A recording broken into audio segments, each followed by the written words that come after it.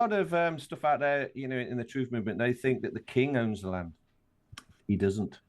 Oh, How did he own it in the first place, yes. other than coming Yes. over in a Norman boat and Yes. saying he claims yes, and it? putting In a fact, stake in it. He didn't. He claimed a survey of the land. I see Gary nodding as well. Ah, So he's only got a It was document like a then. tribune, essentially, wasn't it? He Yes. acted like a tribune in that sense. It's a bluff. another one. The king's It's a bluffing. bluff. See, the king can't go against God. Going back to the dominion thing again. So every man has dominion of the earth. Basically, it means that every man has a piece of the land. He can stake his claim and say, Yep. that parcel of land there's 10 acres, put some stakes in there and I'll parcel it off. That's mine. That's my dominion. Everyone leave me alone. Now, the king knew he couldn't go against God, because if the king went in and collected all the land, well, that's violating man's sovereignty, his dominion and his sovereignty. They couldn't do that. So instead, the king created a survey. So all he did is everything I can see. And he put it into a jurisdiction, the corporate jurisdiction, and then people have been buying worthless bits of paper thinking that they own something. And Well, this is why churches have bells on them, because the sound of the bell, where the sound ends, the dominion ends. And then that's their flock. Their dominion is the sound of the bell, and where it ends is where the dominion ends. So it's as far as they can see. Yes. That is really interesting. It is, So what you're saying then, that's 30% that haven't claimed any land allodially. Yes. Well, here's the thing, right? The thing is, say your house, the bricks and mortar now, the actual... You leave it alone. Yeah. No one's claimed it yet. You haven't claimed it yet. So remember that the land registry... Can I just say I'm claiming my house before anybody else claim gets it. in there? Yes, I'm claiming mine Claim as it. well. Quickly claim your house. Claim it now. It's on a public record. You've got witnesses. So yeah, my house at 32 Acacia Avenue, in case you're popping in for tea, which isn't actually the address, but No. I'm claiming it. I've lived here for 34 years, thank you. It's Here's the yours. thing, you can't claim the address because that's not yours. This is another dirty trick. Ah. You see, it's postcodes and house numbers, you see. That's not yours. No. That's a jurisdiction. District and ward, isn't it? There you Is it- go. Gary's got Alright. it. District and That's ward, it. simple as. So how would That's you why we put square brackets around the number of the house Code. and Absolutely. around the Correct. postcode, because Can you spell then your... it's off the page. It's off Can the you- page. Oh, the right. page. Exactly. Can you spell your name instead of use a number? Does that make a difference? Well, you don't even want the number referenced. So, because it's not your number. You didn't pick number 32. So, if you want to claim the house, don't claim the address. You Right. claim Right. the house. And you Right. call it you Vogue's want. house. Yeah. I'm going to call it Vows Biggleswick. to Biggleswick. Yeah. Oh, we'll all Lovely. move in though. Be careful. We'll all come flocking. You know that Yes. rich You're all people welcome. only have houses. They don't have house numbers. Who do? Rich people only have house names. They Houses, don't have yes, Yes, numbers. yes. Like yes. House of Windsor. So Yes. your house should be House of Vogues. House Yes. of Vobes. That's got House a of certain Vobes. ring to it. It has House of Vobes. Especially when you Nothing to do push with the the button. It's postcode. got a Yes. nice ring to it. And the bell. Well, David. there's the castle doctrine and application right there. Yeah. Yes, Castle Doctrine. Yes. We've Bring only that got in. 15 minutes, chaps. Only 15 yeah, minutes? I know, What it's happened? flying by. David _ says, why do you believe that water, gas and electricity are free when they are service provided manufactured products? Because I've already paid for them. There you go. I paid Got for that, this. David _ Yeah, I paid for this through my trust. My foreign scientist trust paid for it. This is why you make repayments, because they're getting you to pay for it again.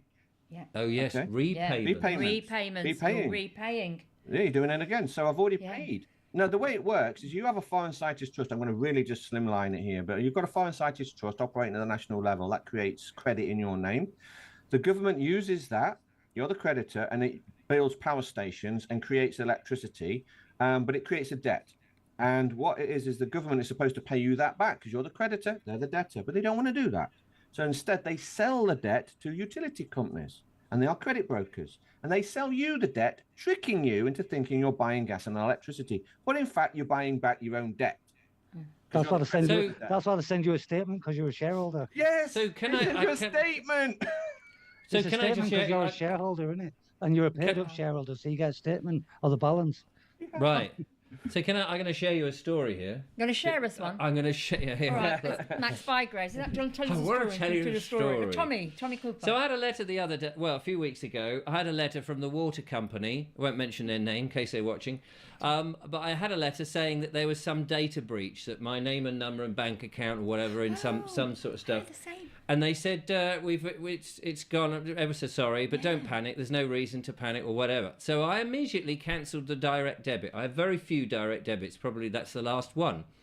So I said, no, okay, fair enough. Get rid of the direct debit. Within 3 days, I had a thing came through that said, right, you've got to pay the whole year's amount of money with a gyro. So I had interviewed somebody in Australia, Mike somebody rather, and he had said, if ever you get one of these things, put on it, I accept this as money, now take it back and pay the debt. And endorse it on the back. Endorse it, that's right. Endorse it on the back. I did that. I've not, and that's about a month ago now. I've not heard a dicky bird. Wow, there you go. That's good. That's good. That's They excellent. might come. I mean, could they come back? Could So, they? well, they haven't come back. I mean, No. you know, they may come back and argue their case, and then we can take it up from there. But Well, my feeling is when you do that, or you send them a promissory note, you're again accepting that the debt existed in the first place, and I'm not accepting that I owe them for natural resources that a corporation is pulling out of the ground using infrastructure that was paid for out of public money, and it's the way that it's been set up is corporations are saying, well, we own the gas, or we own the electricity, but if they're harvesting it out of the air using pylons, who owns the air? I own the air. I haven't told anybody. Well, you charge us for it then, Richard. Yeah. I'll send you a bill. So that's very interesting, and I totally agree with you. And everybody's on a bit of a journey. I just thought I'd heard it. Good. Yeah. And I thought I'll test it. I won't say anything on the show, although I have now. But because I thought I'll wait and see what happens. Because if they came crashing back with big burly blokes and chuck a bucket of water over me and say, "There's your water, mate," that would be it. But I just thought I'd put that out. I tried it and see. But I agree with you. In principle, I'd rather not be paying for something that I've already paid for or has already been paid. I agree. And again, that's you and your sovereignty, isn't it? You're doing it your way. You're trying. You've learned some stuff. I just thought I'd try it, you know. I was going to agree on that with Karen, just to say that if you only start where you feel confident enough to do it. And choose your battles. Literally choose the battle, Literally choose that battle. Else you'll be overwhelmed and exactly. I haven't had to, as yet. I haven't had to fork out the cash from my own volition. Mm-hmm. So, although it may have come, you know, they've taken it out of the Sesta Kavi thingy. Yeah. Oh, you said it well then. Did I say it well? Yeah, better than me. I'm learning. I'm only a schoolboy. And what's the other one? Frock. Use frock. Yeah, my use frocks. User frocks, If anyone would like to wash my user frocks, you're very welcome. Come round, but don't use real detergent. I use Sesquaqui powder. Yes, I use this egg thing with soap nuts.